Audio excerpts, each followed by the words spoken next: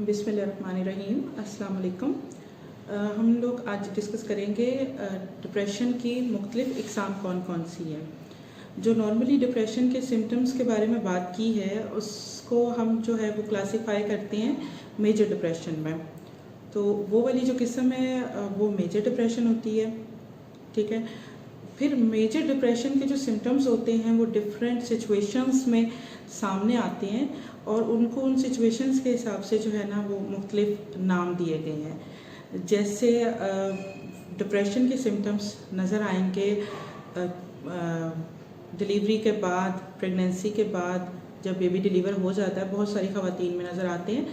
तो उसको हम कहेंगे कि वो पोस्टपार्टम डिप्रेशन है या पेरीपार्टम डिप्रेशन है।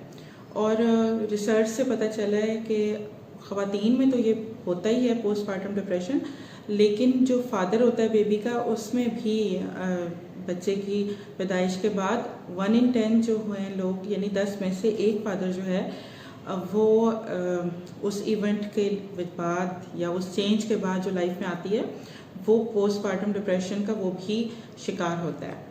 उसके अलावा जो डिप्रेशन में कॉमन एक चीज़ आती है वो होती है कुछ लोगों को परसिस्टेंट डिप्रेशन डिसऑर्डर होता है। उसमें क्या होता है कि उनका डिप्रेशन 2 साल या उससे ज़्यादा मुसलसल रहता है। उसके अलावा एक और डिप्रेशन की टाइप है जिसमें सीजनल अफेक्टिव डिसऑर्डर जिसको हम कहते हैं।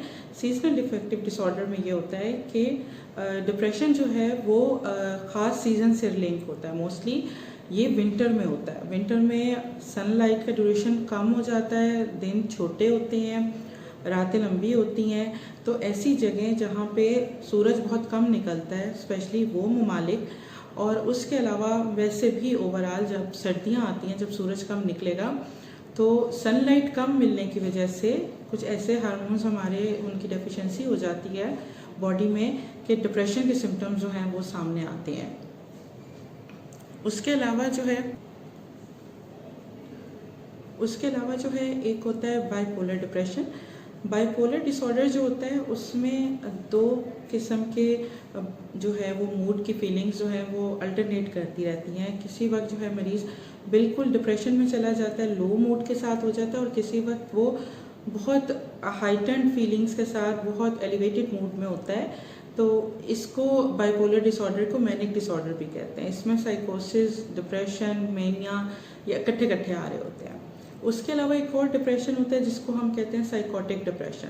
साइकोटिक डिप्रेशन में ये होता है कि बाइपोलर डिप्रेशन से साइकोटिक डिप्रेशन इस तरह मुख्तलिफ होता है कि साइकोटिक डिप्रेशन में एलिवेटेड फीलिंग्स तो नहीं आती पेशेंट को, लेकिन डिप्रेशन के साथ साथ उसको हेलुसिनेशंस होंगी, उसको मतलब ऐसी आवाज़ें सुनाई देंगी जो कि वहाँ ऐसे ओरिजिनली वो मौजूद नहीं होगी आवाज़, ऐसी चीज़ें नज़र आएंगी उसको जो कि ओरिजिनली एग्जिस्ट नहीं करती होंगी।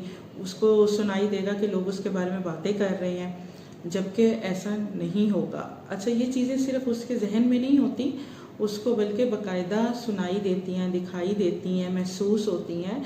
ये साइकोटिक डिप्रेशन के लोगों के साथ होता है कि डिप्रेशन के साथ साथ उसके साइकोसिस के भी सिम्टम्स आते हैं।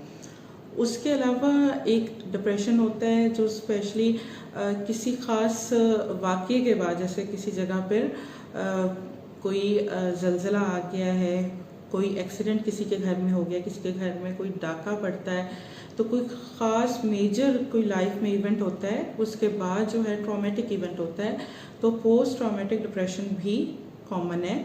उसके बाद काफ़ी अरसे तक जो है वो पेशेंट जो हैं वो उसी डिप्रेसिव फीलिंग्स के साथ रहते हैं। उनके दिमाग में बार बार जो है उसी वाक़ये की जो है आती हैं, फ्लैशबैक्स होते हैं और वो उस फीलिंग से निकल नहीं पाते।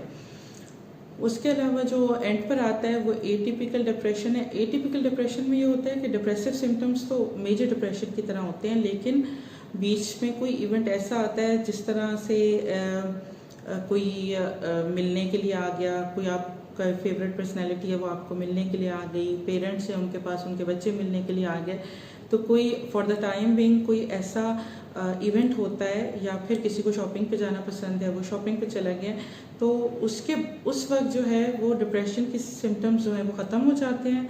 उस 2-4 घंटे के लिए, उस 1 आध दिन के लिए बीच में फिर दोबारा से वही डिप्रेशन शुरू हो जाता है। तो ये एटिपिकल डिप्रेशन होता है।